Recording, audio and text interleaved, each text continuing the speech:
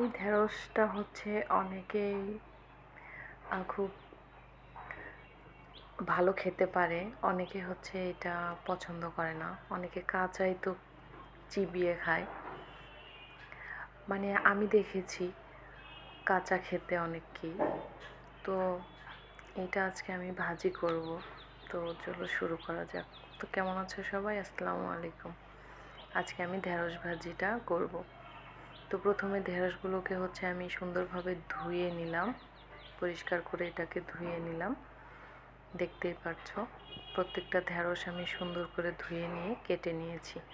দেখো আমি এইভাবে করে পাতলা করে করে কেটে নিয়েছি। তবে ভাজির জন্য আসলে অনেকে একটু মোটা করেও কেটে নেয়, তারপরে অনেকে আমি যেভাবে কেটে নিয়েছি এর থেকে আর একটু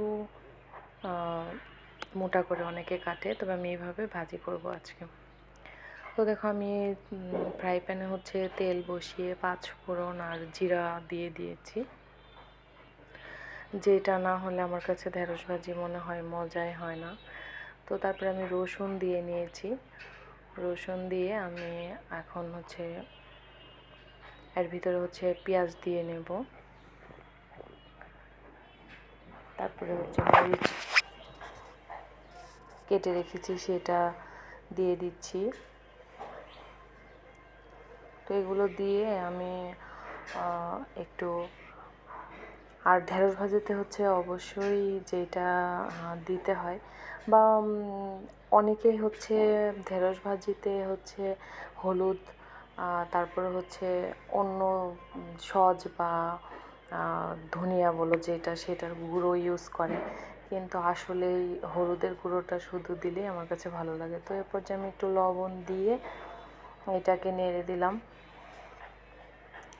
এখন হচ্ছে এটাতে আমি হলুদের গুঁড়ো দিয়ে দেব, সামান্য পরিমাণের হলুদের গুঁড়ো দেব। এবং কি হলুদের গুঁড়ো না দিয়েও কিন্তু হচ্ছে এই ভাজিটা করলে অনেক সুন্দর হয়।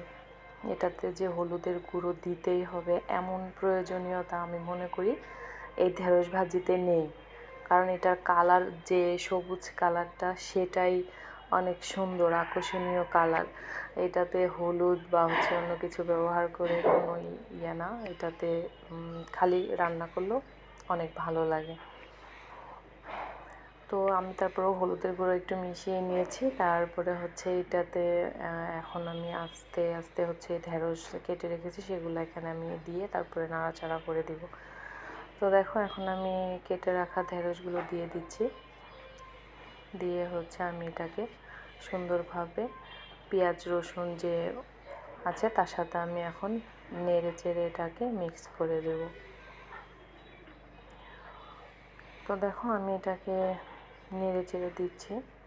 আর ঢেঁড়স ভাজিতে হচ্ছে মানে আমার কাছে যেটা মনে হয় যে না মানে ঢেকে না দিয়ে রান্না করা। প্রথম যদি একবার তুমি ঢাকতে চাও ঠিক আছে, একবার ঢেকে দেওয়া যায় এই 2 থেকে 3 মিনিটের মতো, তারপরে আর না ঢাকা দিলেই ভালো। তো আমিও এটাই করব, প্রথমে হচ্ছে একবার ঢেকে দিব জাস্ট 2 মিনিটের মতো, 2 থেকে 3 মিনিটের মতো এটাকে আমি ঢেকে দেব।